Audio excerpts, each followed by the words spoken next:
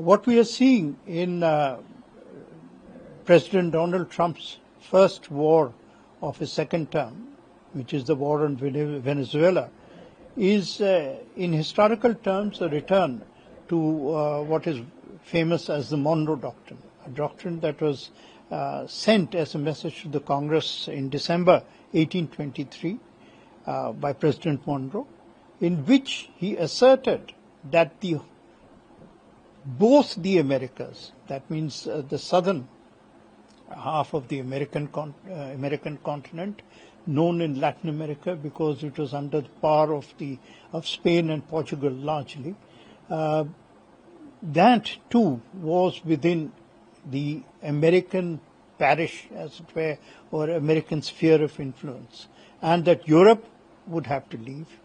In return, America promised that it would not intervene in European affairs, but it established that now this has now been extended in the modern age to a kind of a principle, I think in the present context, what we are seeing, a principle of hegemony, that the countries with their governments, and well, let's put it very bluntly, not all the countries of Latin America have true democracy.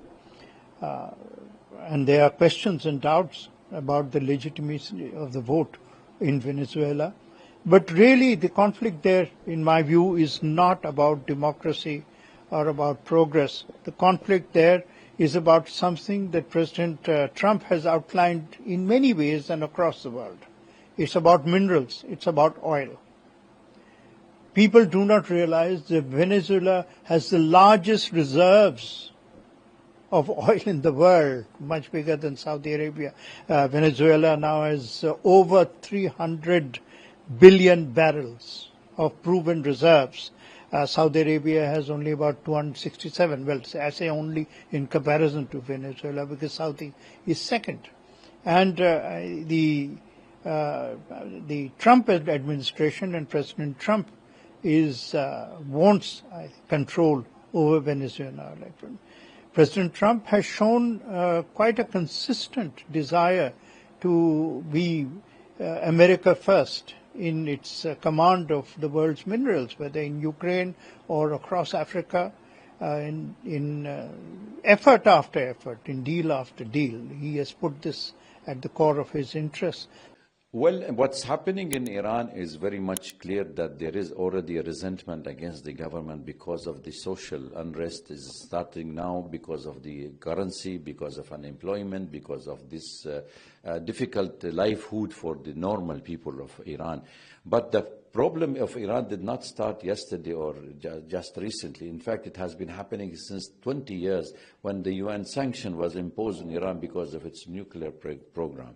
However, 2015, there was some kind of relief by signing the nuclear deal with the 5+1, and the United States pulled out during the tenure of the President Trump, 2019.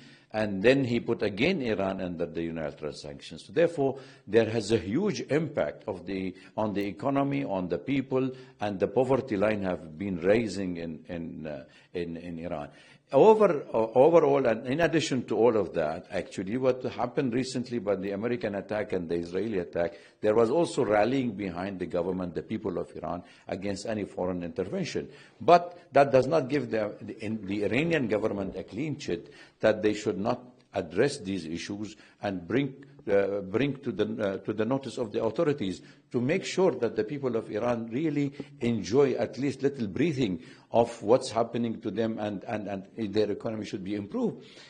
The problem here lies that the United States and Israel openly supporting the former Shah sons, that they wanted him to take helm of the power there. It's a clear indication it's a foreign intervention in a legitimate demand of the people, like what happened in the Arab Spring when the aspiration of the people of the Arab world went into the street to show that they wanted to democracy and they want to change of regime. Here you cannot force a change of regime by forcing the people to go on the street or encouraging them or inciting them on the pretext that you will bring in supplement or an alternative to the current government. I think the people of Iran are aware of the dangers happening to them, and they will not succumb to the pressure from outside.